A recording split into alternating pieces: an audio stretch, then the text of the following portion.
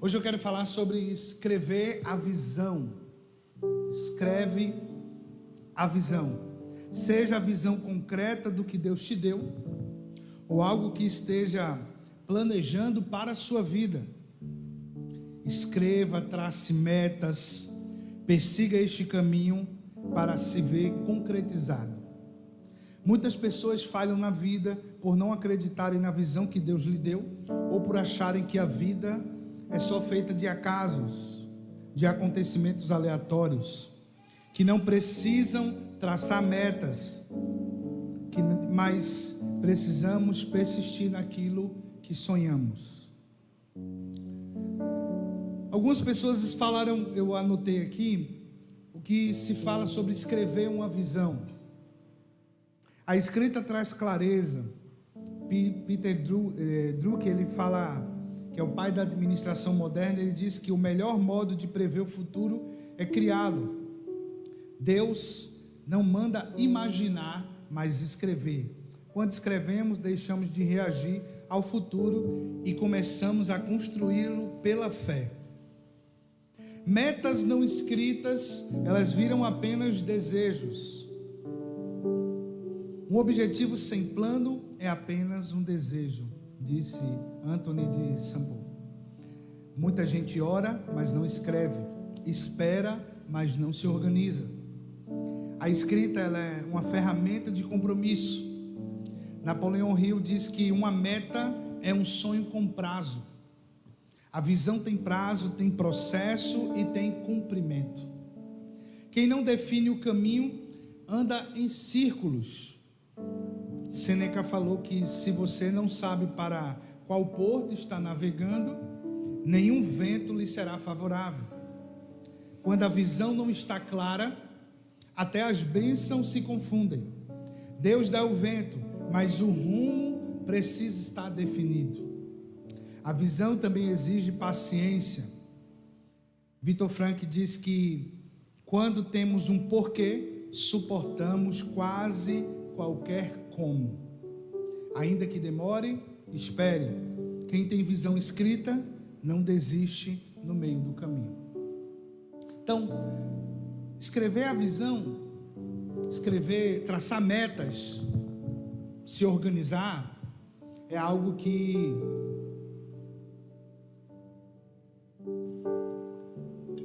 na nossa cultura brasileira não é muito comum. Nós fomos criados muito com um jeitinho brasileiro, nós fomos muito criados, deixa a vida me levar, a vida leva eu, né? Fazer qualquer coisa, vamos indo, Deus vai mostrando, né? Para tudo, seja para fundamentar uma obra do Senhor, seja para construção do casamento, e muitos de nós levamos a vida assim. Vai acontecendo. Qual o grande problema disso? É que quando nós não temos objetivo, qualquer coisa pode parecer um propósito, né? Qualquer coisa pode se parecer um propósito. É tanto que coisas que acontecem no caminho, nós podemos dizer, isso foi a vontade de Deus. Mas muitas vezes não é a questão de ser a vontade de Deus. É a dureza de coração que nos levou a tal coisa, e pela misericórdia, Deus intervém para nos ajudar, para nos abençoar, mas não era a vontade de Deus.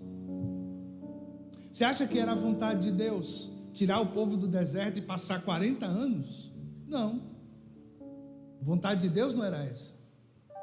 Mas a dureza de coração do povo fez com que eles passassem 40 anos, uma viagem que não era para demorar isso tudo. Agora, já pararam para pensar nisso? Como é que se anda 40 anos? Uma viagem que poderia ser feita em 40 dias? Isso é algo para a gente pensar, porque se eles andavam em círculos, e como era um deserto, eles passavam pelo mesmo lugar várias vezes, mas como é deserto, tem um vento, o cenário vai mudando, né? O vento vem, sopra, vai mudando as coisas. e as pessoas não vão percebendo. Às vezes nossa vida passa por essas situações, quando a gente não tem uma meta, né? Quando a gente não tem um objetivo, o que acontece? A gente passa pelo mesmo lugar várias vezes. Nós chamamos isso de déjà vu, né? Eu já vivi isso aqui, já vi isso, já estive nessa situação. E por não ter metas, por não ter objetivos, por a gente não traçar, a gente acaba se acostumando com qualquer coisa. A gente diz que o sofrimento é um propósito ou presente de Deus, quando na verdade é só colheita dos nossos erros. Entende? E tudo a gente quer botar na conta de Deus. Tudo. Nós dizemos que a direção é de Deus, quando não é de Deus, é a obstinação nossa. Nós dizemos que Deus está movendo e isso está acontecendo, é Deus, e muitas vezes é puro ego humano.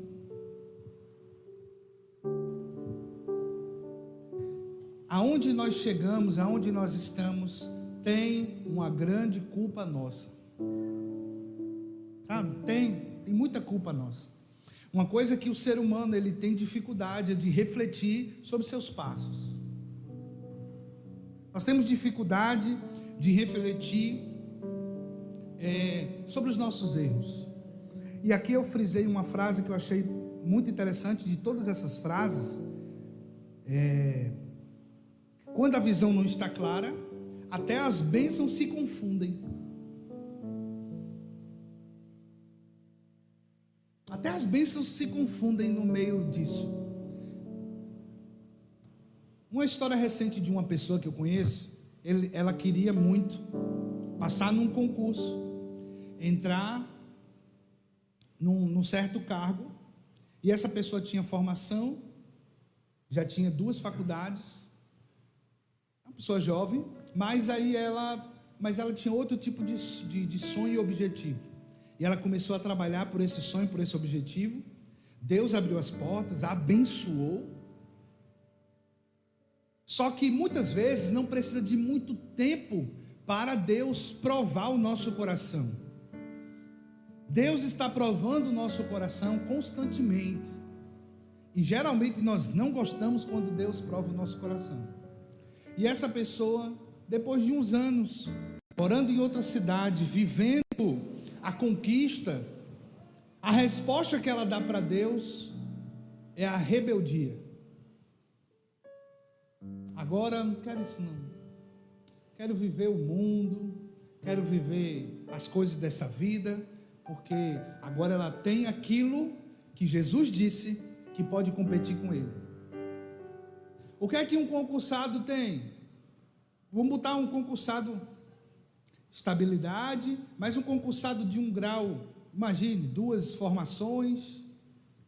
Então ela vai ter o quê? Um bom salário, um bom dinheiro, né? E Jesus disse que nós não podemos servir a 2 senhores. Só que o problema do ser humano é achar que ele tem, que a estabilidade pública e todas as coisas não estão na mão de Deus. Eu falei isso semana passada. A gente acha que Deus é tão besta que a gente se torna como Jonas, que a gente pode pegar outro caminho que Deus não vai ver, né? Vamos enganar o Senhor.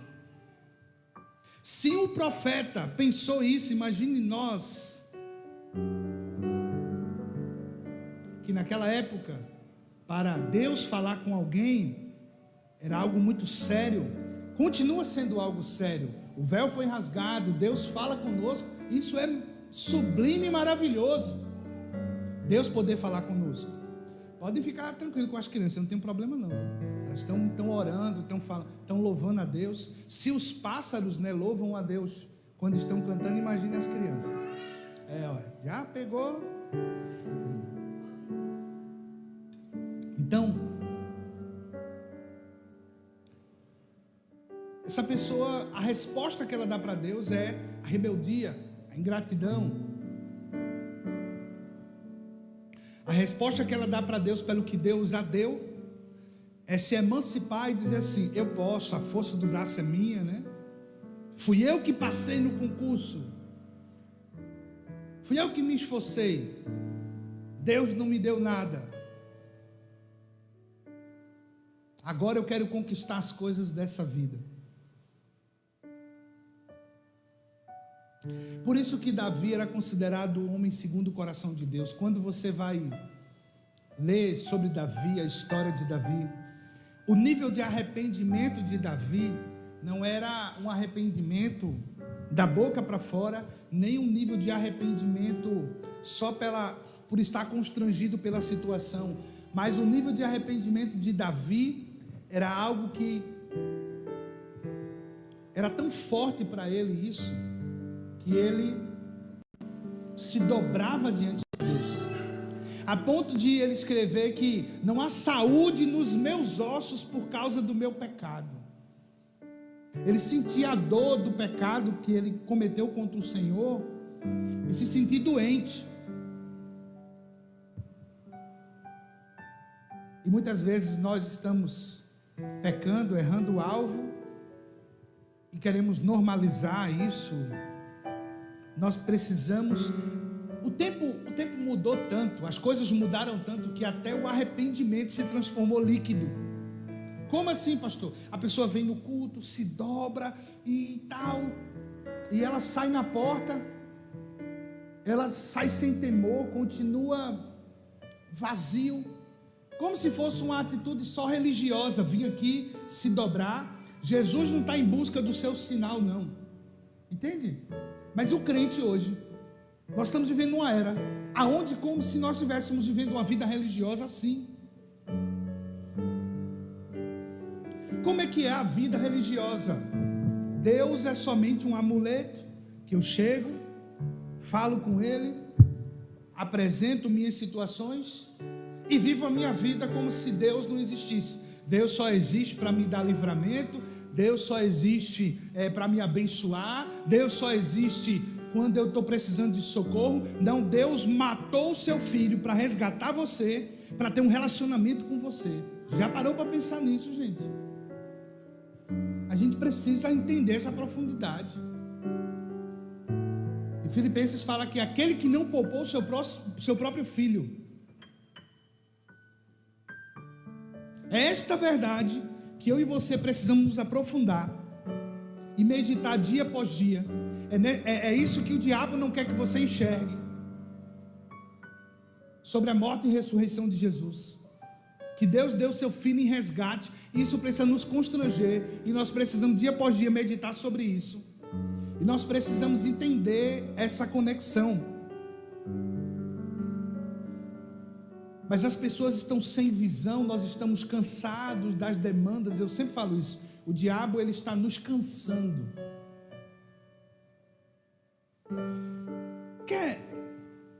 A representação, por exemplo, do profeta Elias é a ilustração para esses dias. Eu digo que, parafraseando, o diabo está em derredor como um leão, né?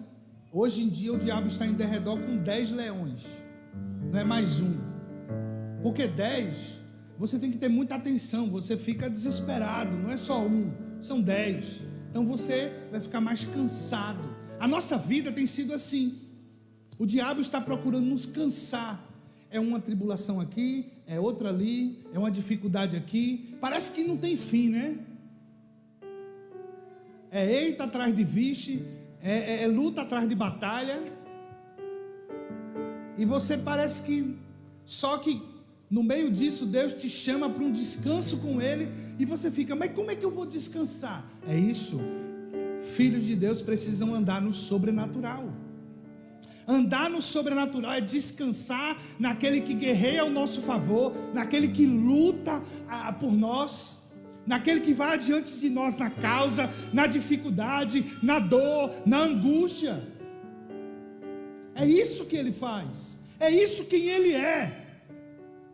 Mas muitas vezes nós estamos na carne querendo resolver os problemas, as situações, e aí a gente entra no desespero, sabe? Entramos tanto em desespero que nós queremos pegar na mão de Deus e dizer como Deus deve fazer. Ah, mas se o Senhor fizesse assim, seria tão bom.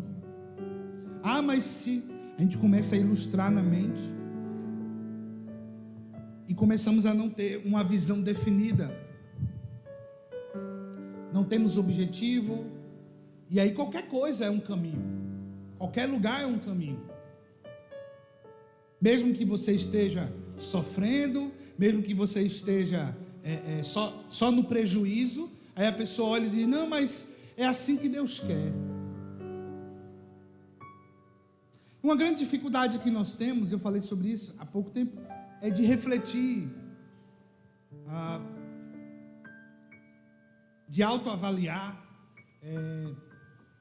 Quando eu fui fazer terapia, na terapia eu descobri coisas que eu não conseguia enxergar. Por exemplo, eu só conseguia trabalhar no caos. Eu tinha prazer de trabalhar com problema, com caos, e se não tivesse frenético, apertado, para mim não dava prazer de trabalhar. Eu já trabalhei para algumas empresas que quando tudo estava organizado, andando alinhado, eu ficava meio depressivo. Porque não tinha mais problema para resolver. O pessoal já estava tudo andando normal, as coisas estavam tudo boas. E eu não tinha mais prazer de trabalhar naquele lugar. Porque não tinha algo que me acordasse. E isso é um grande problema. Isso era potencializador para a procrastinação, para não ter planejamento. Isso me prejudicava a família. Eu não tinha objetivos, eu não tinha metas. Eu vivia pela demanda do dia. Estão entendendo? Eu vivia pela situação. Eu era levado pela situação. Eu era conduzido pelo problema.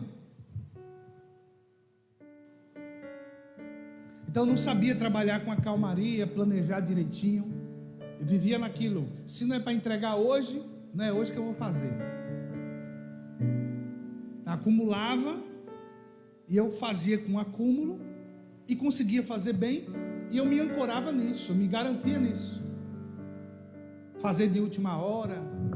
Eu achava até que fazia melhor. Mas na verdade eu estava dispensando todo o potencial que eu poderia ter, trabalhando nesse clima hostil, né? Isso me adoeceu, me gerou vários problemas. Mas foi me autoanalisando que eu descobri isso. Mas nós brasileiros somos muito acostumados a não se analisar, né? A não analisar a circunstância. Isso também é por causa do orgulho. Somos tão orgulhosos que a gente não quer se autoanalisar para ter uma autocrítica e dizer: eu preciso restaurar isso aqui, eu preciso pedir perdão ali, eu preciso me renovar nisso aqui, entende? Nós somos levados com tanto orgulho que a gente não quer pedir desculpa. Eu trabalhei com um líder que ele tinha dificuldade de pedir desculpa. Ele reconhecia desculpa dando um abraço e tal, você sabe, né? Entendeu? Mas não saía da boca do cara assim: me perdoe, irmão, eu errei nisso aqui com você. E para muita gente isso é ser vulnerável ou não ser um bom líder. Não, pelo contrário. Um bom líder é aquele que reconhece seus erros, pede perdão e ele segue em frente. Mas quando a visão não está clara, até as bênçãos se confundem. Deus não vai te trazer bênção que te leve para longe dele.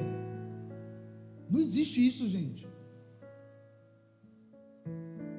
Isso não faz sentido.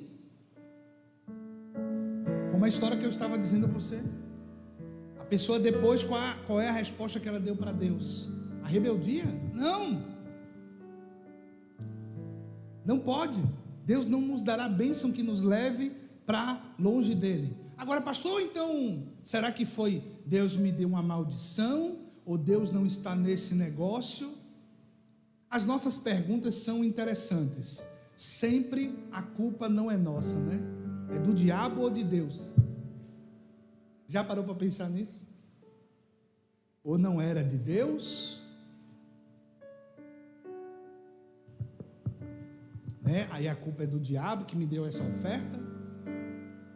Ou, não entendi, Deus me deu e agora eu estou nisso. Nunca somos nós. O culpado nunca é a gente.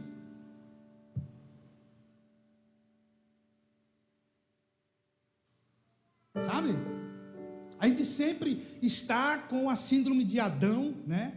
Como no jardim, em Gênesis 3, todo mundo está culpando alguém. Adão diz que o problema é da mulher que Deus deu a ele. Vocês entendem isso? A culpa não é de Adão. Foi a mulher que o Senhor me deu.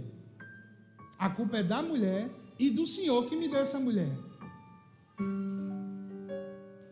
A mulher diz: quem me enganou foi a serpente. A serpente, né?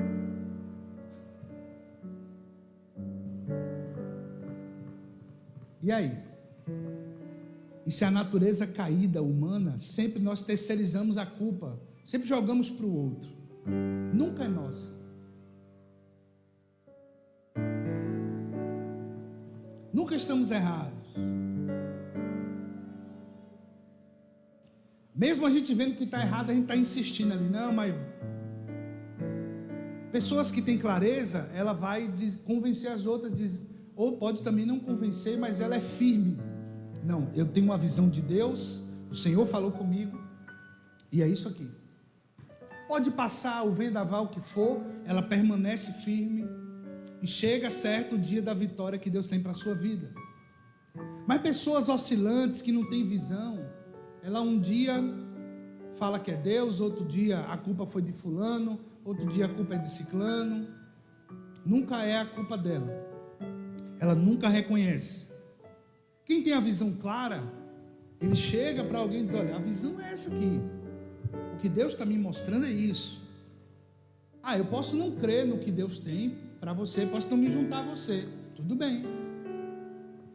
Mas ela precisa ter clareza. Ela precisa ter firmeza. Ela precisa estar firme na direção. E alguém que é firme, que tem a visão clara, ela também não vai ter problema de dizer assim: irmão, eu errei, eu estava enganado. Me desculpe, eu estava enganado. Não era de Deus, era minha obstinação, era da minha carne.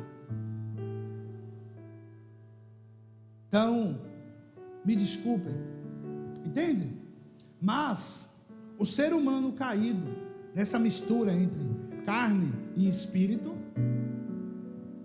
poucos reconhecem, e nós precisamos entrar no arrependimento para alinhar as nossas coisas, para alinhar nossas vidas.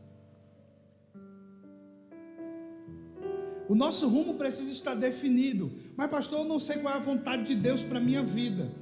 Irmão, nós precisamos agora abrir um parêntese aqui sobre o que é a vontade de Deus para a nossa vida.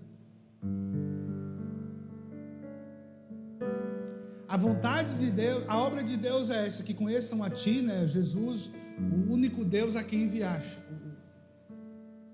A vontade de Deus é que nós voltemos para o jardim, como filhos amados, voltar à plenitude, ser como Cristo.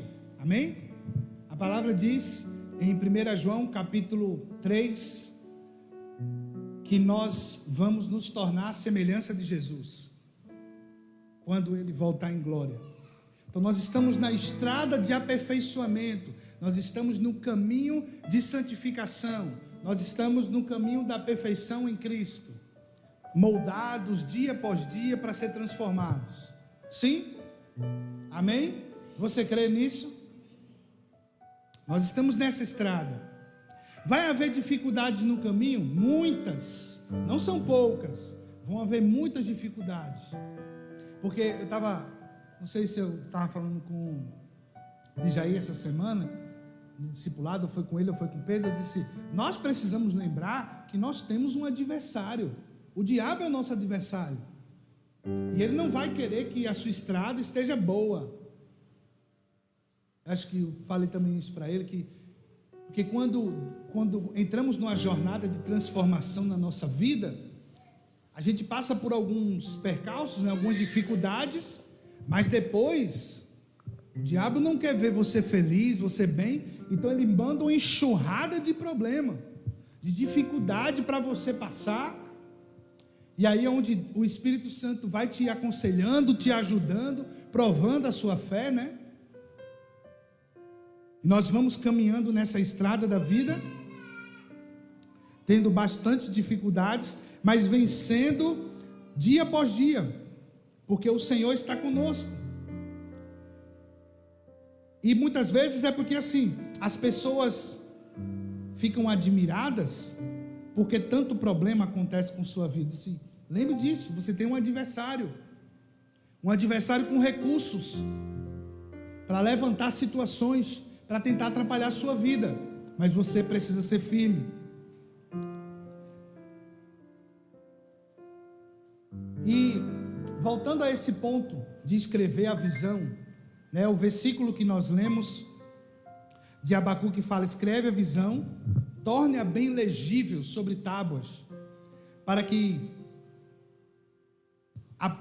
possa ser lido quem passa correndo. Aqui foi o primeiro outdoor, né, que foi escrito, porque para passar correndo e ler, essa tábua tinha que ser grande, né? Para poder ver, mas torna legível e que esteja exposto e possam todos ver. Então, nós precisamos ter uma visão clara, para que as bênçãos na nossa vida não se confundam.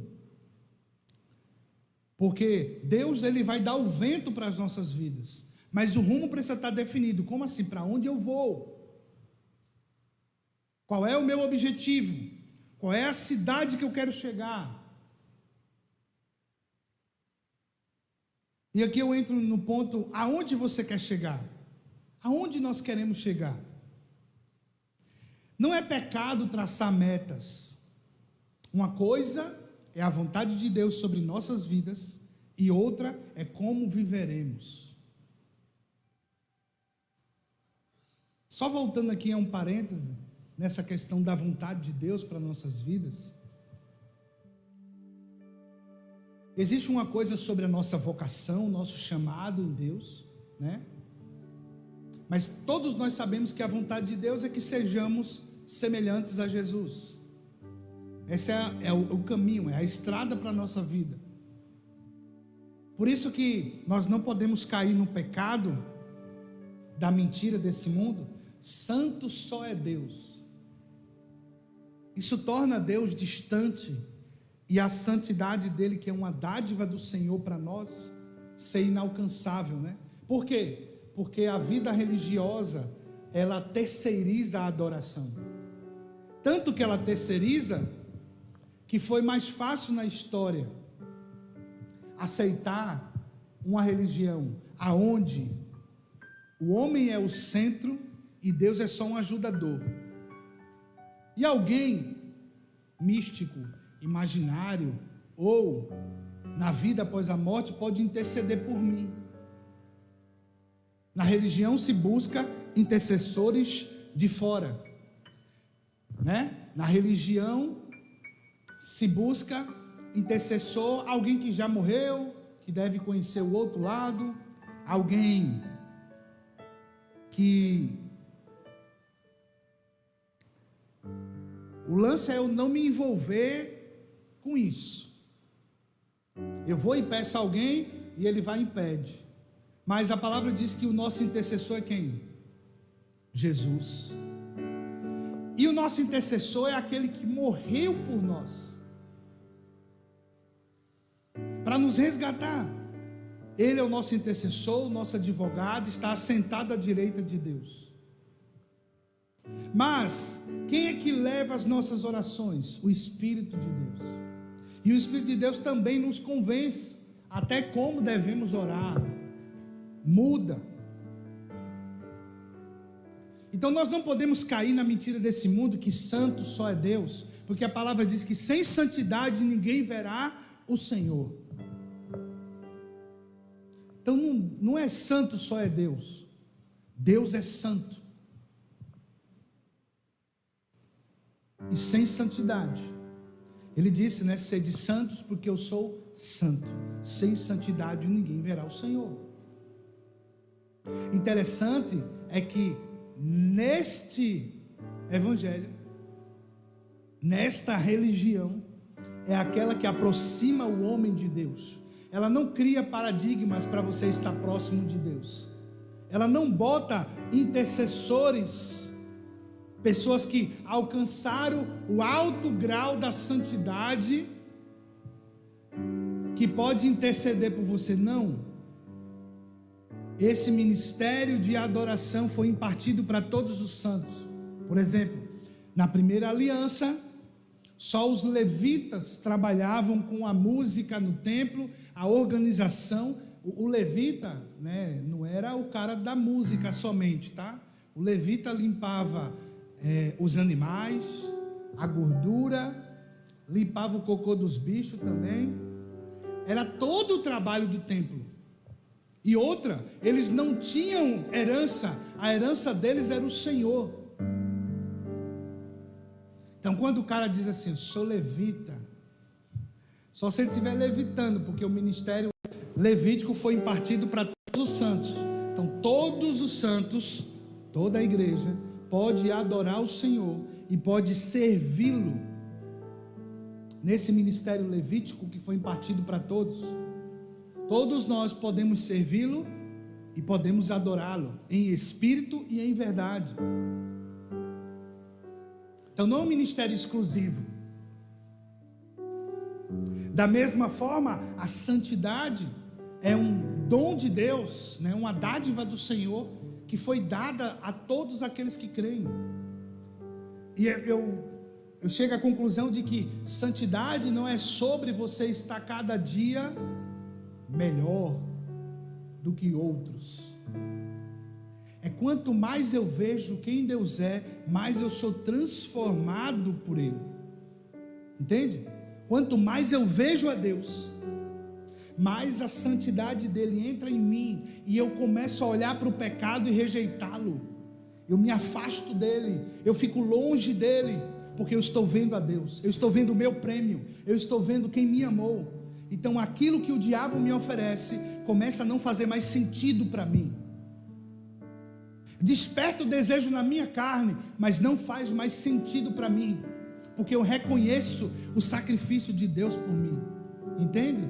Então santidade é mais sobre ver a Deus do que seguir uma cartilha de alto sacrifício e flagelo para estar próximo dele. Entende?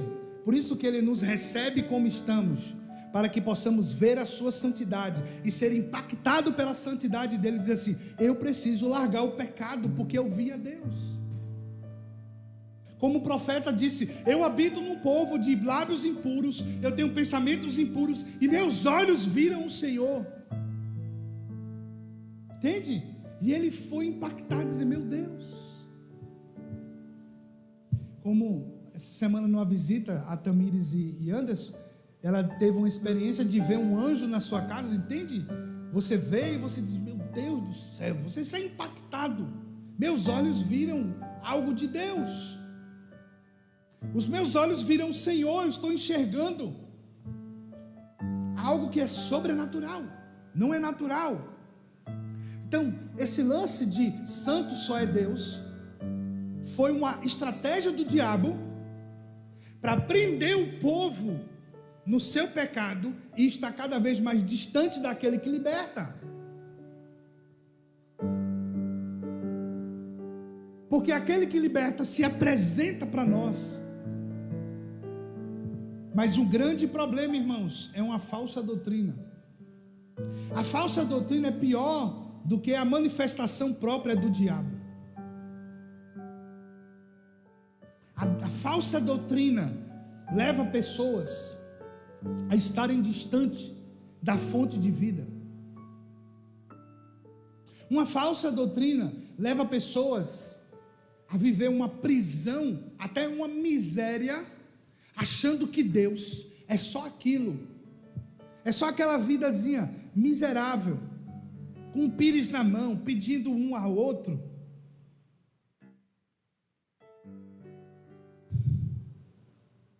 Acho vergonhoso quando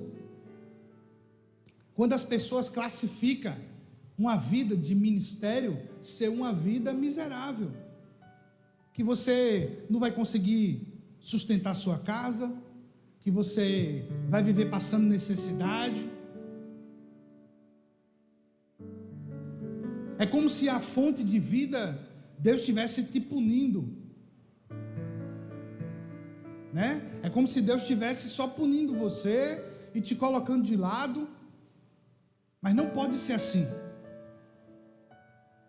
A vida de um homem e uma mulher de Deus que está à frente de algum trabalho, ou está servindo a igreja do Senhor, que está dando sua vida, a palavra do Senhor diz, e até o apóstolo Paulo falou isso em 1 Coríntios 11, que ele iria viver do altar. Então do altar do Senhor não tem miséria, do altar do Senhor não tem falta,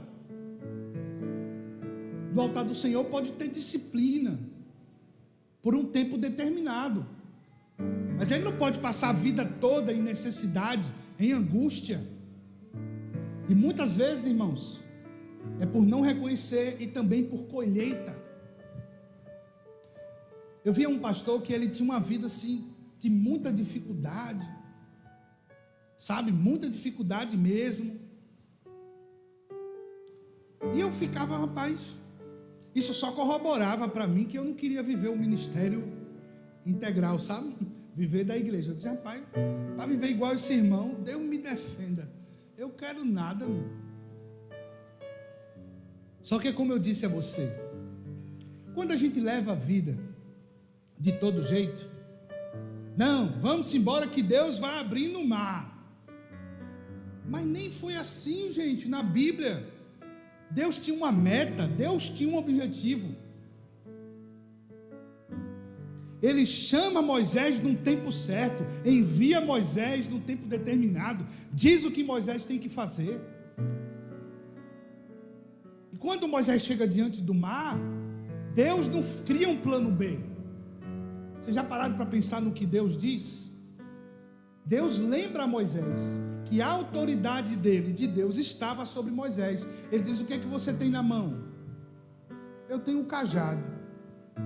O que foi que o cajado fez com os magos? Comeu a cobra que os magos colocaram ali. Se a minha autoridade está sobre, toca no mar e manda o povo marchar. Deus não tem plano B. Quem tem plano B é a gente. Quando nos desesperamos, perdemos a visão, a gente vai atrás do plano B. A gente fica desesperado.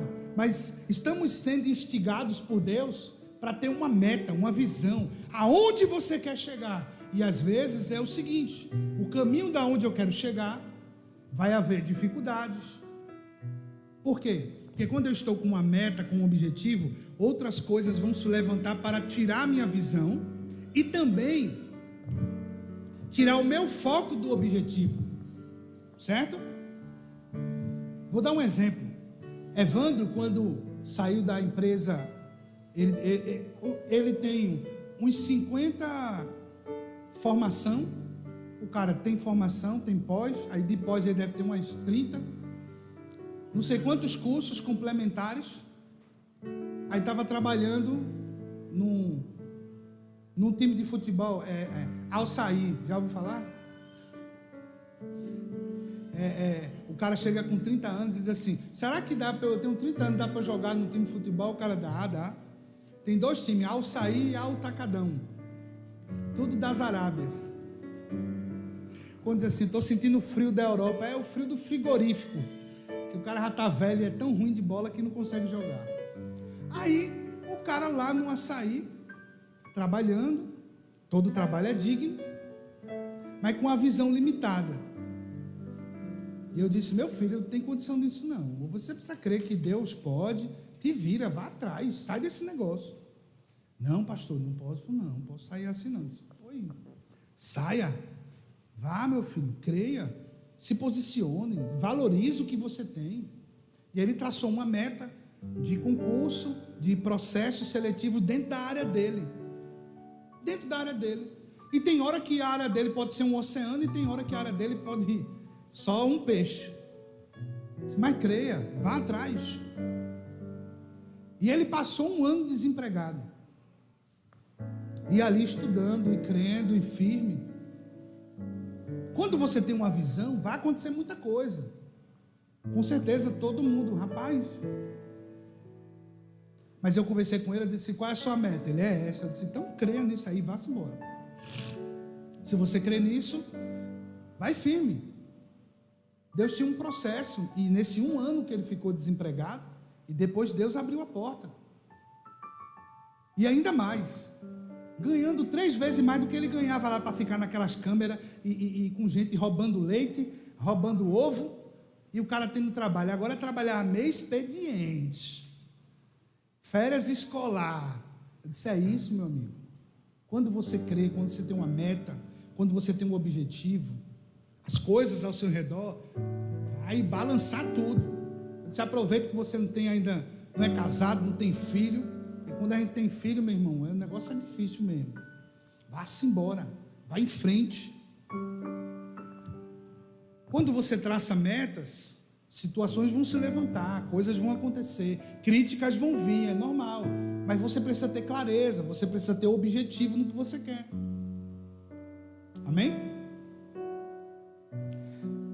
E por muitos se levar de qualquer jeito, né, ser acostumado de levar de qualquer jeito, as pessoas acham que traçar metas é talvez um pecado. Por quê? Porque eu estou dizendo o que eu quero. Sim, dizer o que você quer, o seu sonho, o seu objetivo, é colocar uma meta diante de Deus e começar a orar por ela. Tem pessoas que estão vivendo a vontade de Deus, mas estão sofrendo prejuízo por não serem organizadas.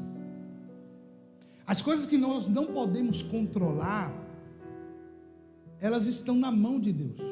Estão nas mãos de Deus. O que você não pode, o que você não tem controle, o impossível está nas mãos dele. O que nós podemos opinar ou controlar, devemos fazer com diligência para não perder o rumo e não ter prejuízos. Quando a gente não tem uma meta organizada, quando a gente não esclarece a visão, qualquer coisa se torna um caminho para a sua vida pessoal, para os seus negócios, para a sua carreira, para a sua família, na sua vida com Deus, no seu serviço ao Senhor. Qual é a sua meta para esse ano de 2026? Confesso a vocês que alguns anos atrás eu não ligava para isso. Eu achava, na verdade, mó besteira. Achava que isso era só coisa de coach, sabe? Mas você vai entendendo que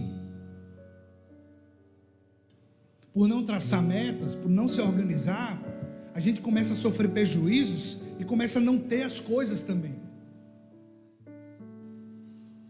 Porque a gente não tem uma meta, a gente não tem um objetivo. Vou dar um exemplo. Na nossa cestinha de oração, você colocou lá um sonho.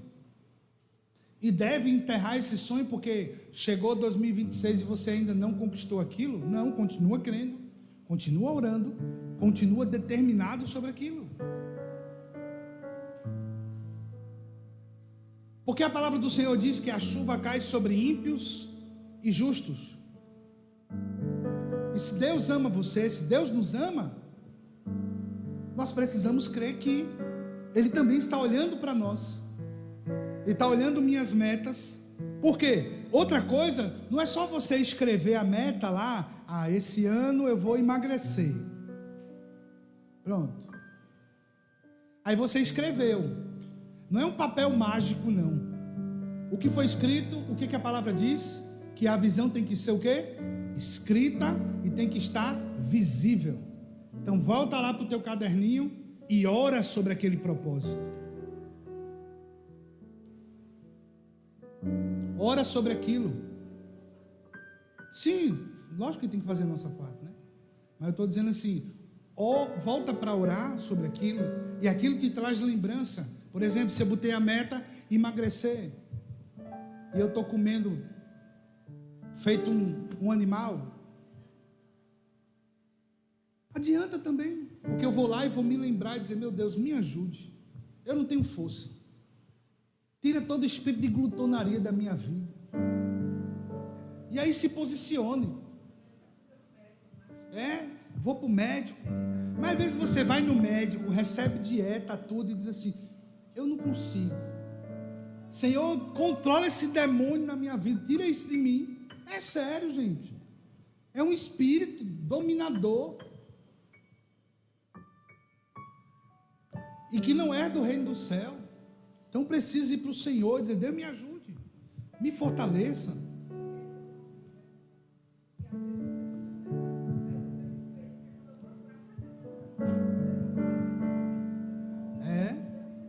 O compulsivo é assim, ele fica com medo de que se acabe. Tenho medo de morrer de fome, dizia meu pai. Se tem medo de morrer de fome, Então, isso é um espírito, gente, que atua. Então você tem que orar, dizer: Deus, me ajude nisso aqui. E é importante porque você crê e está ali suas metas, os seus desejos, você vai orando por aquilo. Por exemplo, eu tenho um terreno para vender. Eu coloquei no meu caderno de oração sobre isso. Mas eu preciso ir lá resolver ainda algumas questões para poder colocar para venda. Então não adianta só eu orar por isso. Eu tenho que ir lá resolver o negócio que é necessário. Porque Deus não vai enviar um anjo lá, né, botar uma placa, falar com o corretor, ver como é que está. Não, preciso me esforçar, buscar alguma forma de ir resolver a situação. Estão entendendo? Por isso que é importante colocar, para a gente ver.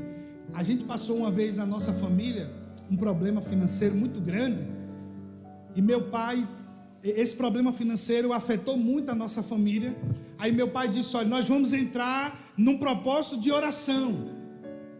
Meu pai colou na casa inteira os objetivos de oração. Até em frente ao vaso. Você sentava no vaso sanitário, estava aqui. E aí lembrava para orar. Todo o canto da casa tinha. Você pode chamar isso de loucura. E o evangelho é loucura. E Deus, no tempo determinado, resolveu o problema. Mas a gente precisa se posicionar, tem que estar escrito, temos que ter meta. E quando eu falo sobre meta, você pode botar metas e sonhos. Eu quero viajar para Disney, Senhor. Ok, é um sonho, beleza? Não, tudo bem, é seu sonho, viajar para a Europa. Eu tenho um sonho de levar minha esposa para a gente ir no interior da Itália, comer comer, o negócio é comer. Comer uma massa carbonara boa, feita na mão, caseiro.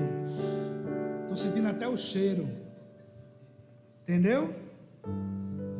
Ah, mas aqui você pode, não é a mesma coisa. Então, seus sonhos, beleza, mas como é que realiza esse sonho? Precisa de quê? De recurso. Então eu tenho que trabalhar, eu tenho que mudar. Então, como é que eu posso? Como é que minha vida vai melhorar? Na minha vida espiritual, tem meta para esse ano de você melhorar na sua vida espiritual, de você conhecer mais o Senhor, você ler mais livros. Às vezes passa o ano inteiro, ninguém lê um livro. Isso é muito sério. Buscar conhecimento, entendimento. A palavra diz que prossigamos em conhecer ao Senhor.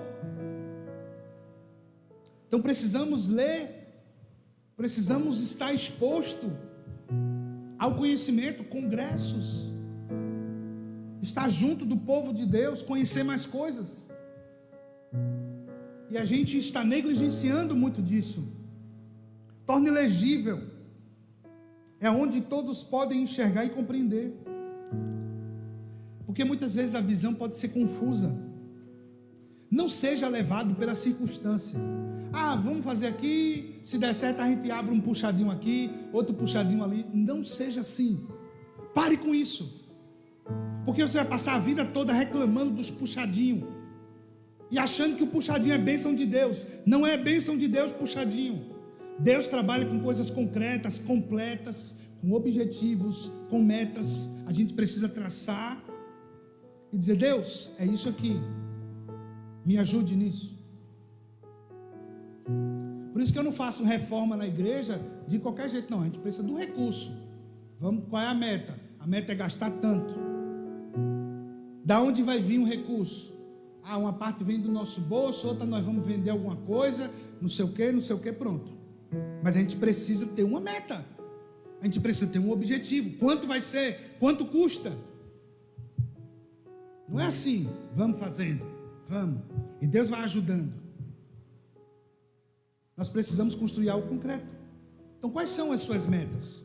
O que é que você deseja conquistar no ano de 2026? Não é pecado, não.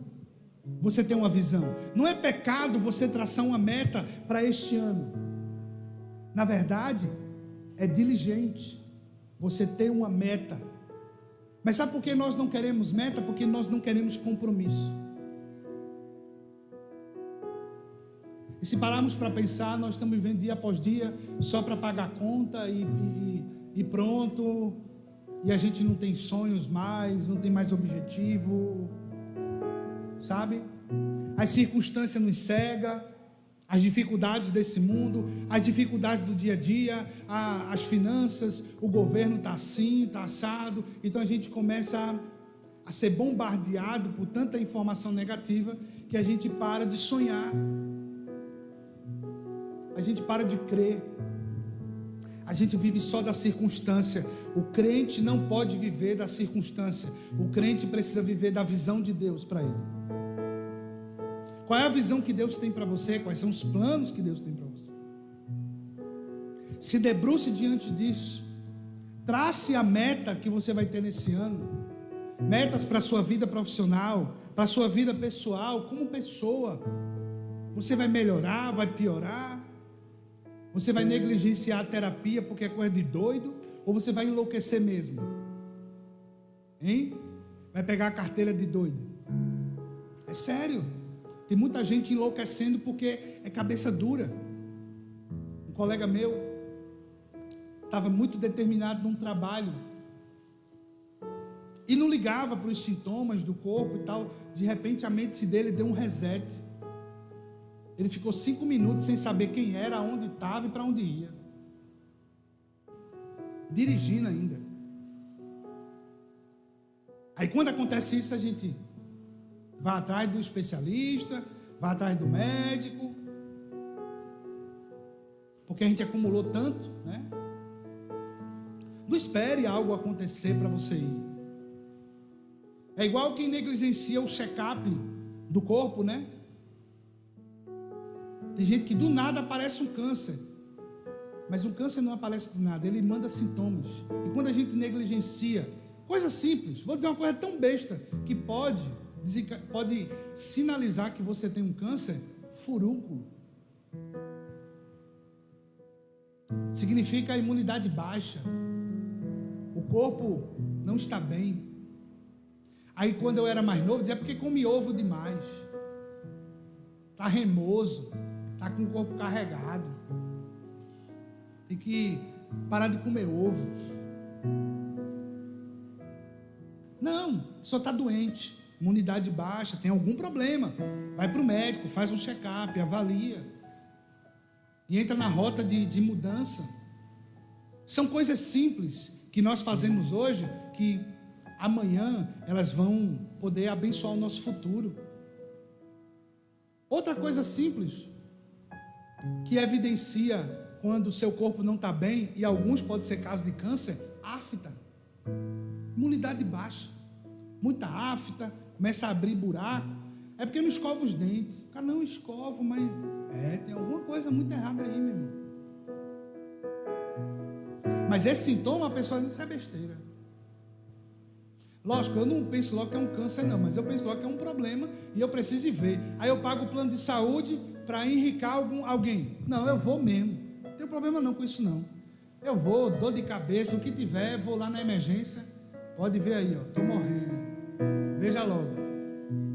Aí minha esposa diz, eu vou. É assim que descobre, meu filho. Eu sou besta, né? Eu vou pagar para o cara, para enricar o dono do plano de saúde. Não, está pagando, a gente vai. Eu vou mesmo, não tenho isso não.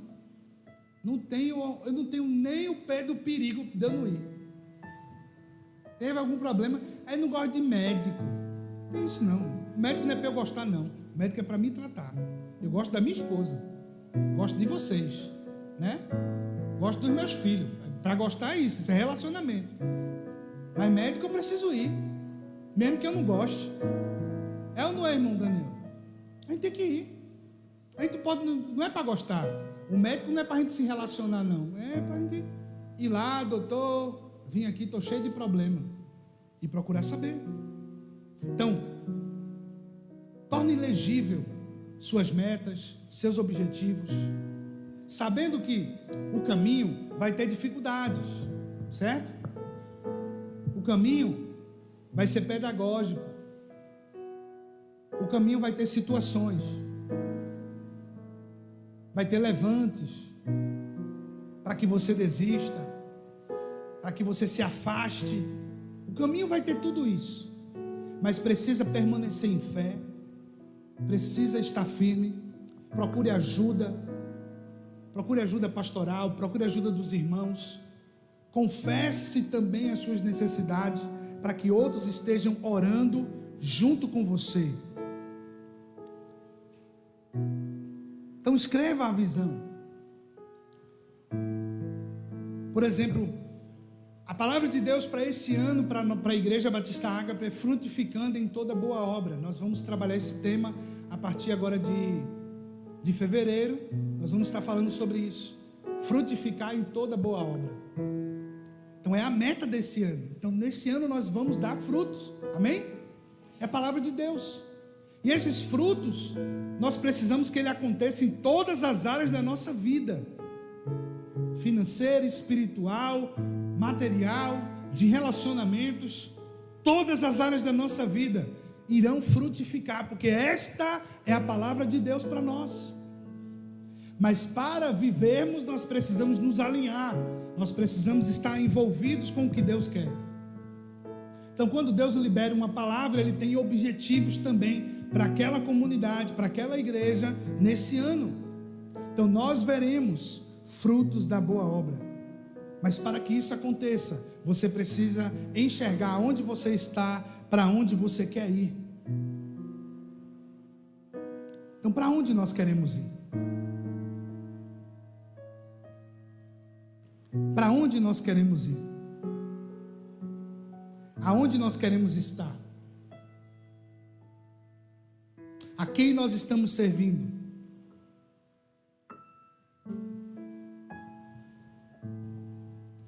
Baixe sua cabeça.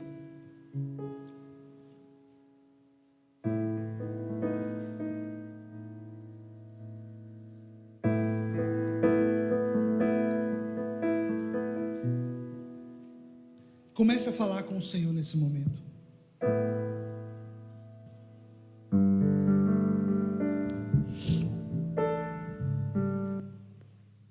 Fale com o Senhor.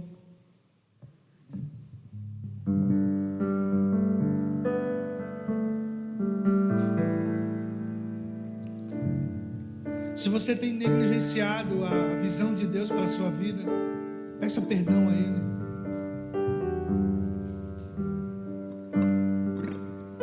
Coloque seu coração diante dele e comece a confessar ao Senhor que você precisa voltar a ter dependência do Senhor. Mas pode confessar se você tem medo do futuro, medo de como serão as coisas. Coloque isso diante dele também, os seus medos, suas angústias, suas dificuldades, para que o amor dele lance fora todo medo hoje da sua vida.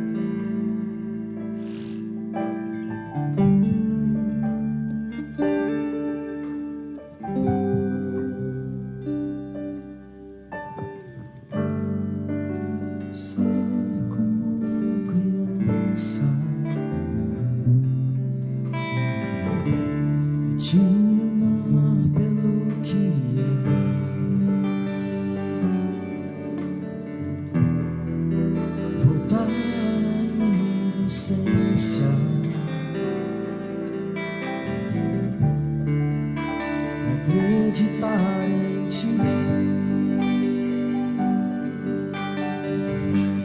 mas às vezes sou levado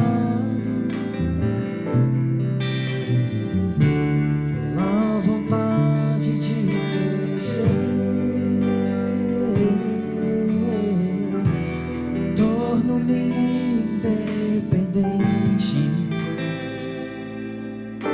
e deixo de simplesmente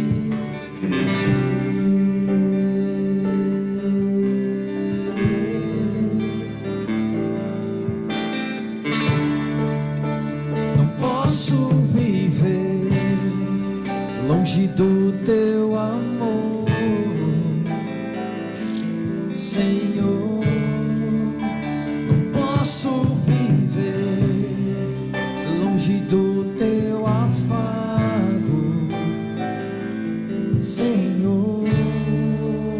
Não posso viver longe do teu abraço, Senhor.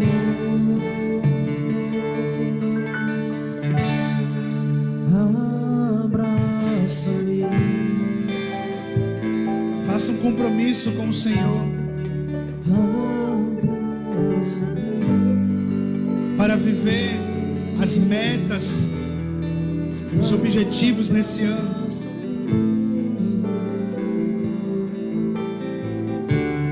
Com teus braços de amor, Faça um compromisso com Ele nessa manhã. abraça-me.